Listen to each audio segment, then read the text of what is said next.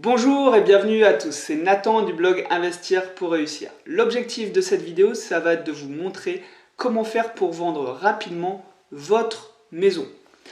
Si par exemple votre maison est en vente depuis plus de 6 mois, si vous n'avez pas de visite ou si vous ne recevez aucune offre d'achat, regardez bien cette vidéo jusqu'au bout.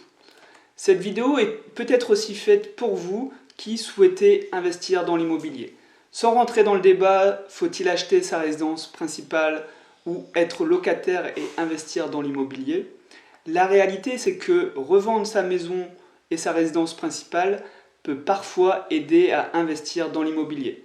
Il n'y a pas de généralité, mais si vous remboursez votre prêt de votre résidence principale lors de la revente et que votre futur loyer de locataire est plus faible que vos anciennes mensualités, mathématiquement, vous êtes moins endetté. Vous avez plus de reste à vivre chaque mois et votre situation financière est plus saine. Et ça doit vous permettre d'obtenir plus facilement votre crédit dans l'immobilier et d'investir. Après cette petite parenthèse, je vais d'abord vous parler des principales erreurs faites par les gens qui veulent vendre leur maison. Et je vous donnerai aussi toutes les solutions pour corriger ces erreurs. La grande erreur numéro 1, c'est d'avoir une maison trop personnalisée. C'est l'erreur classique, car quand on habite chez soi, on personnalise notre logement. On y ajoute ce qu'on aime et on a envie que ça soit unique. C'est pour ça que c'est l'erreur numéro 1. Comment pensez-vous que votre maison puisse plaire si elle est unique? Forcément, si vous avez une collection de vases, de phares bretons, de poupées russes, de maillots de foot accrochés au mur ou je ne sais quoi d'autre, ça va rebuter des acheteurs potentiels. Pour corriger cette erreur, il va falloir que les gens se projettent dans votre maison, qu'ils puissent s'imaginer emménager le lendemain dedans. Pour y parvenir, on va parler de technique de home staging, c'est-à-dire l'art de rendre attractif une maison à un maximum de personnes. Pourquoi est-ce si important? Parce que créer un coup de cœur vous permettra de vendre plus rapidement et plus cher votre maison. Dans le meilleur des cas, vous devez donner l'envie d'acheter votre maison à n'importe quel prix. Alors, comment créer ce fameux coup de cœur? Ça passe en général par une décoration et un mobilier classique et neutre, comme un style bois pour le mobilier. Mais l'action la plus impactante va être de repeindre vos murs. C'est le meilleur ratio entre budget, coût à investir et le résultat obtenu. Des murs propres, lumineux, c'est la première chose à faire pour créer le coup de cœur. La deuxième chose, ça va être de refaire votre ameublement. Le style de vos meubles, essayez d'avoir un style uni, par exemple le style bois ou un style moderne. Ça peut être aussi du mobilier blanc pour plaire au maximum de personnes. Et la troisième chose à corriger, ça va être de regarder tous les accessoires. Tout ce qui accroche le regard quand vous rentrez dans une maison.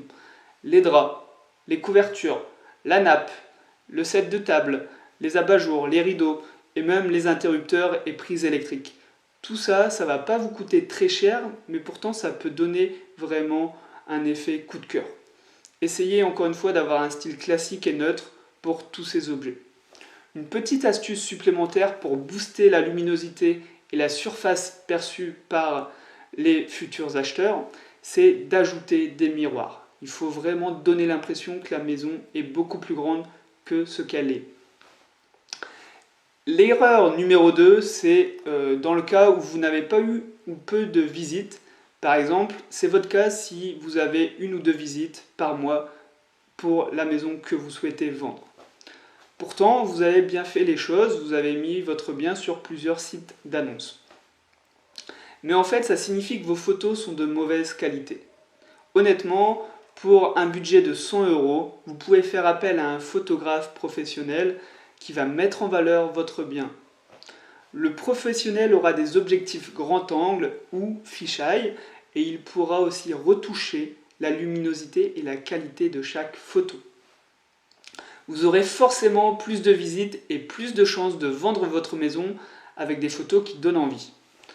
Ce que je voulais vous dire aussi, c'est surtout éviter les photos avec votre téléphone et les photos excusez-moi du terme, où c'est littéralement le bordel chez vous, dans votre salon ou dans votre chambre.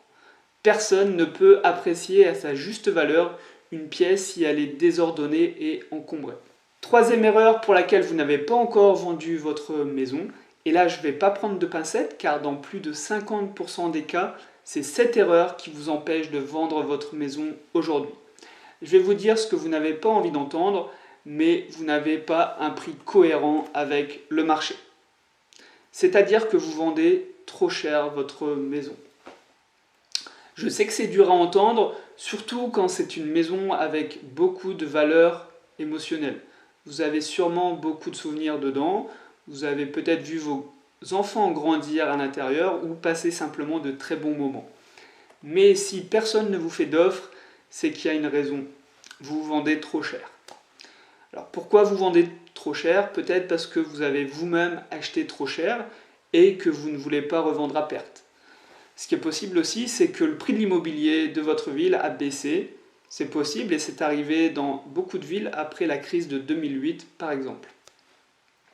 Du coup, la bonne question à se poser, c'est comment trouver le bon prix de vente? Alors, il y a plusieurs solutions. Premièrement, ça peut être de connaître le prix au mètre carré de votre ville. Vous pouvez par exemple utiliser le site de Meilleur Agent pour retrouver le prix au mètre carré de votre ville. Mais personnellement, je ne fonctionne pas comme ça, je préfère être plus précis. En fait, je préfère comparer les prix d'annonce similaires dans ma ville et de mon quartier.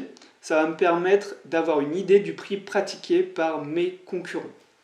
Et oui, parce que ces autres maisons à vendre sont bien des concurrents. Le problème, c'est qu'il y a toujours un écart entre le prix affiché et le prix vendu. Et c'est maintenant que je vous parle de mon outil ultime pour connaître toutes les transactions qui ont eu lieu dans votre ville et même dans votre quartier. J'utilise le site etalab.gouv.fr, je vous mettrai le lien dans la description de cette vidéo. Ce site en fait recense toutes les transactions immobilières avec les prix, la superficie et le nombre de pièces partout en France. Grâce à cet outil, je peux regarder les prix des biens vendus dans ma rue et donc connaître au mieux le marché immobilier de ma ville. Car, je le rappelle, ce sont les acheteurs qui font le marché immobilier et non les vendeurs. Si pas d'acheteurs, pas de vente. Je résume ce qu'on s'est dit dans cette vidéo. Première chose, dépersonnalisez votre maison grâce à quelques coups de peinture et à l'harmonie de votre mobilier pour créer un coup de cœur, pour vendre plus cher et plus rapidement votre maison. Ensuite, améliorez vos photos pour avoir un maximum de visites et d'acheteurs potentiels.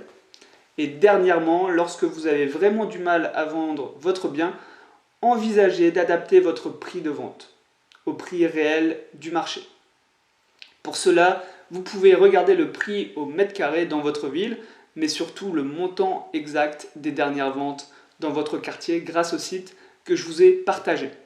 Dites-moi en commentaire ce que vous en pensez. Par exemple, dites-moi si vous voulez que je parle du rôle et des avantages et inconvénients d'utiliser une agence lors de la vente de votre bien. Et si vous voulez en apprendre toujours plus sur l'investissement immobilier, je vous invite à vous abonner à ma chaîne YouTube. Et moi, je vous souhaite de très bons investissements à tous. Allez, à la prochaine!